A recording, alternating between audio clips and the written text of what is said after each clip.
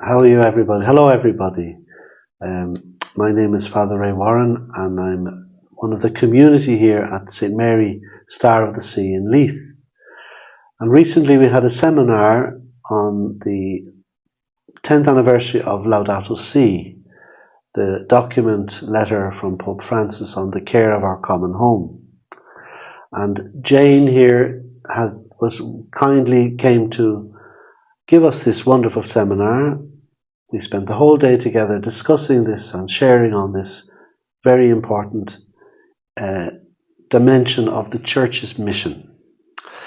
So Jane, it's 10 years since it was published. And do you remember when it was published and what kind of an impact did it have on you then? Yeah, I remember in May 2015 when Laudato Si was published. I was working in a parish in Dublin Diocese at the time. And I had always been, I suppose, interested in social justice, Catholic social teaching, and care for the environment was something that I was always interested in and concerned about. But I think when Laudato Si was published, something shifted.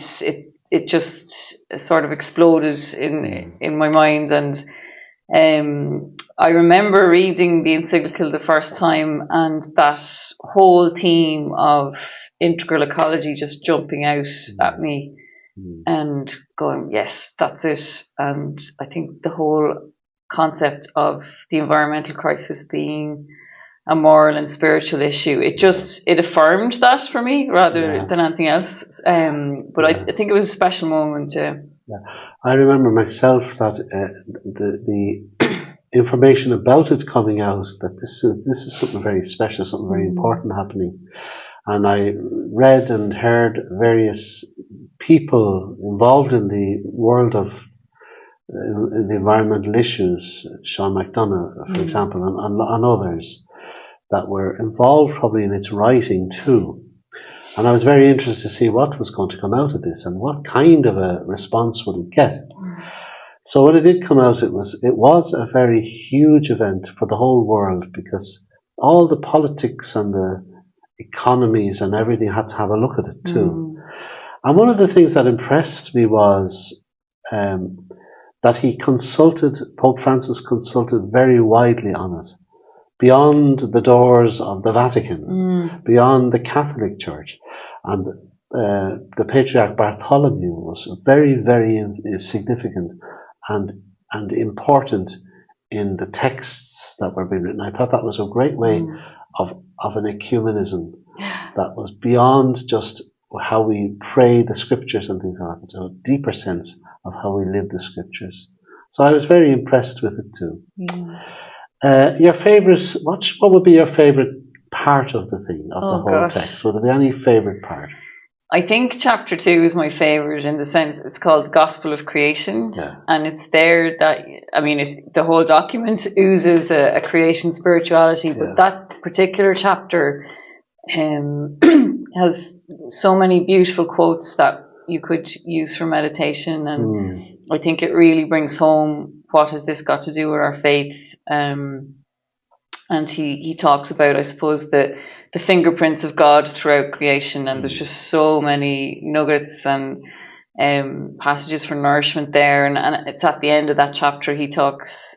There's a section called the Gaze of Jesus, and it explores Jesus's relationship with nature and the creation imagery in the scriptures and all of that. I think it's a very beautiful chapter. I think, especially for Christians, although the document's addressed to everyone in the world, that chapter is something that can really nourish one's faith. And he's calling us to this eco-conversion. So it's certainly a section of the document that is trying to move people's hearts and minds, as well as it nourishing our own faith journey as well.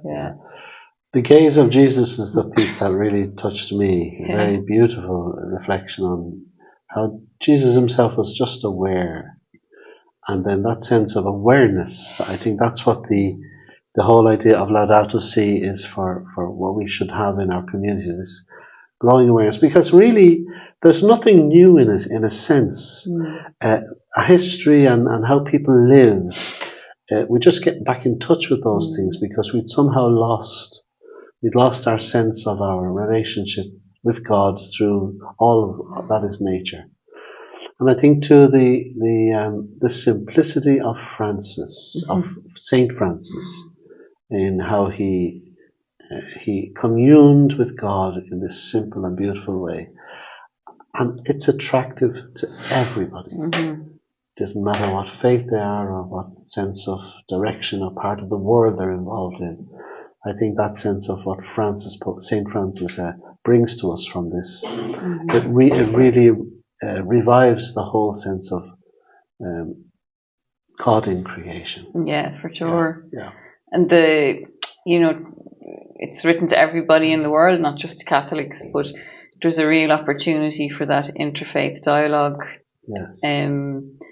To happen as well, because it's an issue that concerns everyone. And there's just that lovely link again with St. Francis, and who also was someone who reached out to other faith groups. And it's interesting to know that Laudato Si has inspired a similar document in the Islamic community called Al-Mizan in recent times as well. So there's huge opportunity for this interchurch dialogue, but also the interreligious dialogue as well. Yeah, that's very true, and I think very necessary. Yeah, for sure.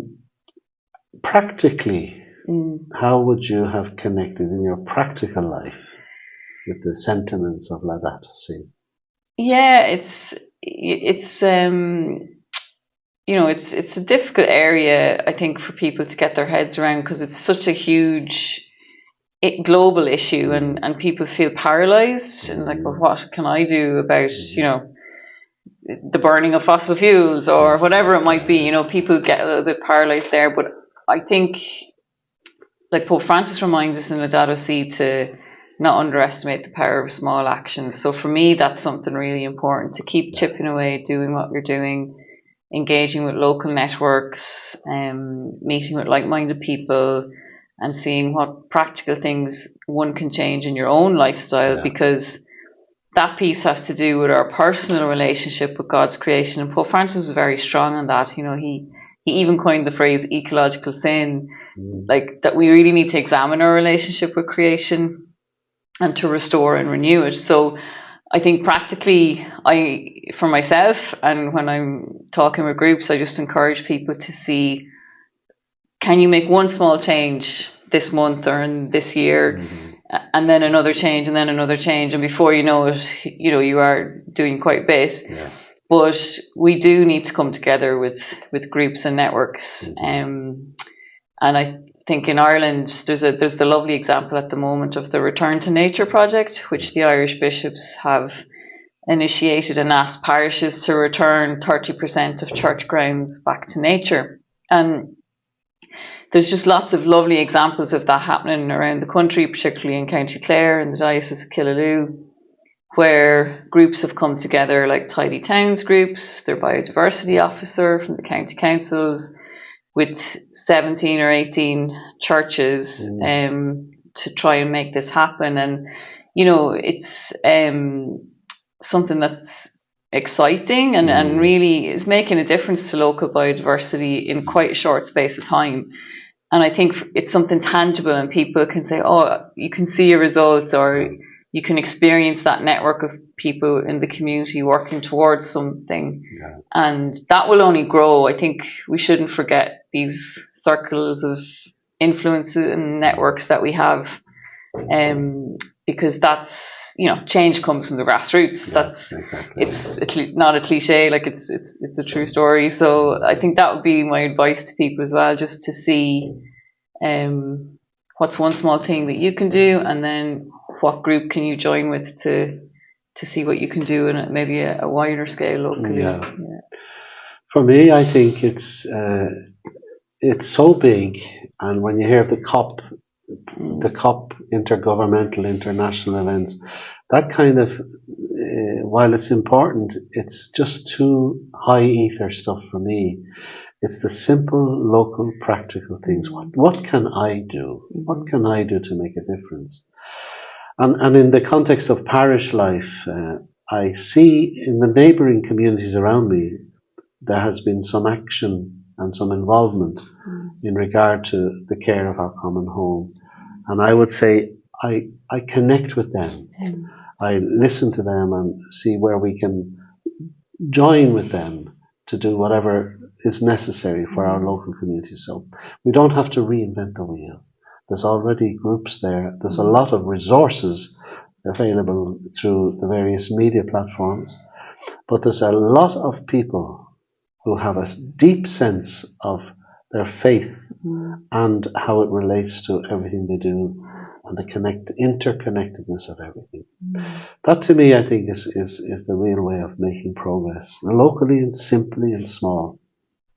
And personally, actually, I'm graced to have a little bit of a garden, and that has also helped to heal me and to nourish me actually by growing seeds and getting some fruits and growing some flowers and being in the garden very often, several times in the week.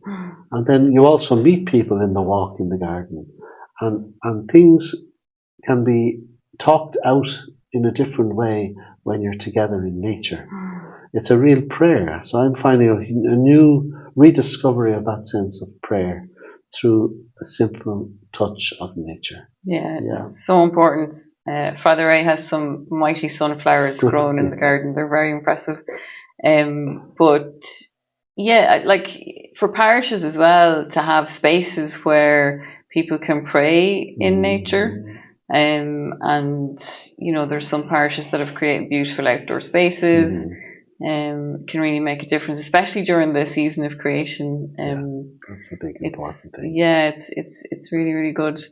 And I think while we work away at the local, it's just good to know that there are groups, NGOs, and other groups who are chipping away at the bigger pieces, the big policy changes that need to happen. It's not that we forget about those, but there are people out there who are trying to influence our political leaders, lobbying politicians, preparing for these UN climate conferences. So like that work is ongoing, and there's many people involved in that, and it's just good to know that and to support them. You know, when Pope Francis in 2019 called the CEOs of the major fossil fuel companies to the Vatican and, you know, scolded them almost, saying, you know, we must make the urgent switch globally to renewable energy. And I think these COPs, the UN climate conferences, they're opportunities for us to become more aware of the issues that need changing and to join in whatever campaign might be out there around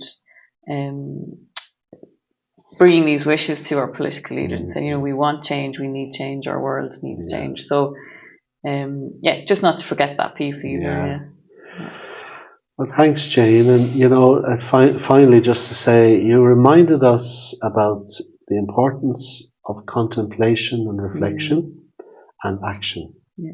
And there's a funny word I think you coined, or somebody coined. What is it? Contemplativism. Contemplativism. Yeah. Tell me what that is. So the global Laudato Si movement is encouraging all of us to become contemplativists.